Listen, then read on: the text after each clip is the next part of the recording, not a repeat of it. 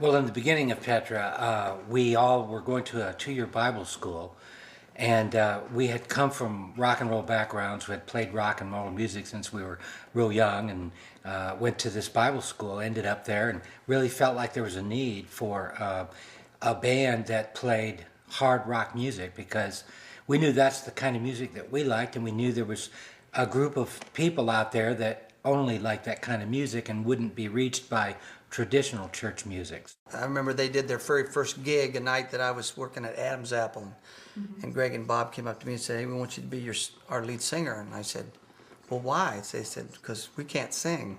I thought that was a pretty good answer, but I wasn't ready to make that change yet. And then they kept sending tapes, and then when they were in Golden Voice Studios in Illinois, which you've been in before, where I remember years back with Head East. Yeah.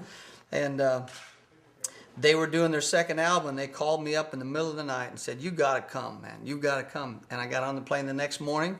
And then it was later that year I started doing touring with them in '76. Of course, we have all these war stories about the early Jesus days of, God, I mean, Bob will tell you some funny stories about some of the festivals they put on.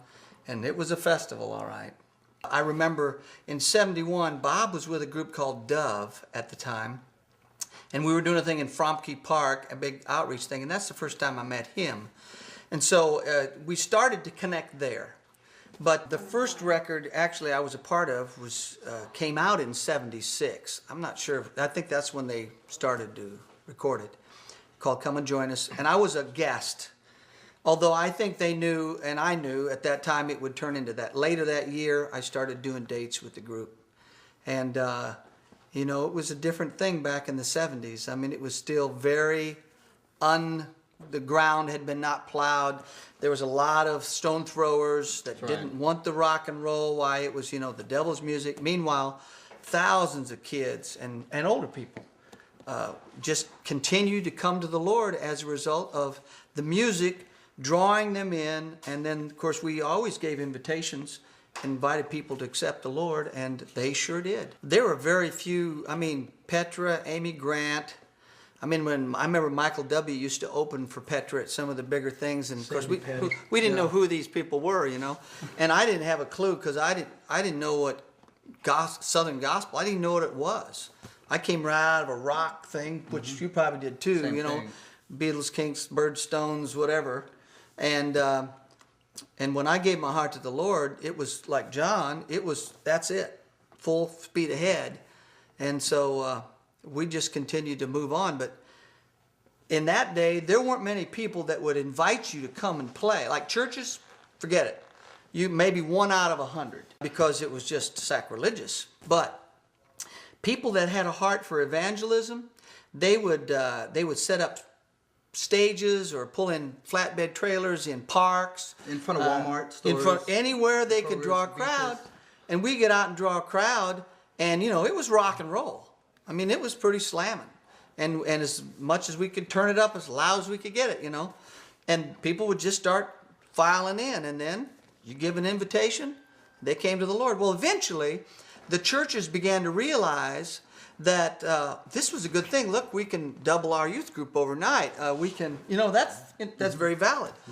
So later we began to use a Billy Graham's follow-up program and get churches to do follow-up and to funnel these believers into the local churches, which then began to change the whole complexion of how they looked at this. It was like, you know, you look at it for about 10 years and you say, no, no, no, and it's like, these people won't go away. It reminds me of some scriptures, you know. They just won't go away. Well, you just do what the Lord tells you. I believe, and if you follow your heart, He will make a way for your gift and call. Somewhere along the way, somebody will get it, and they started to get it.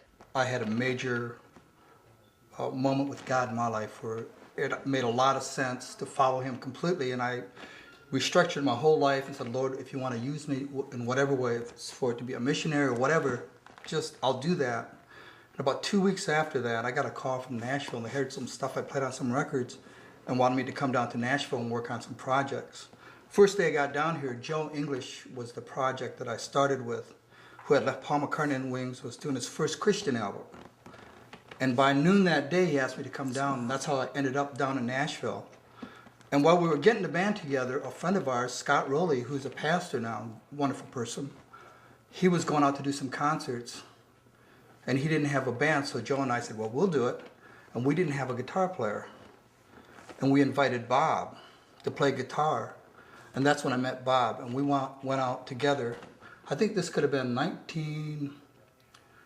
1980-something, early 80s. And that's when I first met Bob, and he was just very quiet and reserved, and, you know, was just there and play. And after that point, Joe English Band went out and toured, and Petra went out and toured, and I think it was at that We interim worked we used together. to bump into Yeah, we each were other working together for a while. concerts. Some of those tours. And then when they had an opening, they asked me to drop in and start playing, and that's how I ended up in Petra. I think that was '84. Yeah. I started guesting on the tour, and they said, "Hey, if you got some ideas, why don't we try you on some tracks for the album?" And I said, "Okay, I'll give it a shot."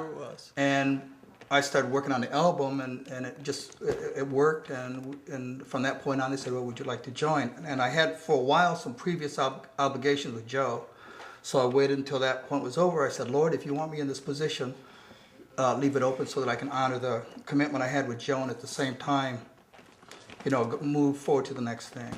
I joined February 3rd, 1986. I know that because that was my birthday. And what's funny is Greg, I don't know if he remembers this, but I met Greg probably years before. Yeah. In fact, I got to hear the coloring song before it ever went on the record. 10 years before it ever went on a Petra record. And so by that time, he just joined the band when that happened. And it sort of disappeared. It was, actually it was 5 years. Was it? Yep. And I went and started doing something else. I didn't think I'd ever sing again. The whole music thing was totally out. Went to Utah for 2 years, and the only albums I had was two Petra records, Never Say Die and War Schweiter Then. And I'd have to drive in the desert for an hour to this mine. And then drive back an hour. And every day I'd listen to those two records. Wow. And that's the only records I thought Petra had. Then I come back into civilization in Indiana and find out that Petra is this gigantic, hot band that's outselling, some of the biggest bands in the country. And I'm going, all right, that's very cool, you know. But that was pretty much it. Again, I just was very glad that Christian music was sounding like that, and they were using it the way I knew rock could be used. And I just put it sort of aside. And then one day Bob called me and said that, and I thought what my original thought was, you must have messed up your throat, and you needed to finish an album, and you knew me, and that maybe I could go in and do some background vocals for you. That wasn't the case. Nope. And I'll tell you what, I call up Bob, and he tried to get a hold of me, and it was a long story. I finally got a hold of him, and he says, would you consider singing for Petra? And I said, you got to be kidding me. And I said, I've been singing for 5 years. Of course, I asked where Greg was, and he says, well, we just feel that it's time we separated, and he's going to go his way, and we're going to go ours, and would you consider? I said, oh, absolutely. Yes, let's do it right now. He goes, don't you think you should pray about it? You know, oh, man, yes, we should pray about it. And but I knew, Doral and I both knew. I mean, because of things that had happened recently as far as people prophesying over me and all this, I knew it was exactly what God had in store.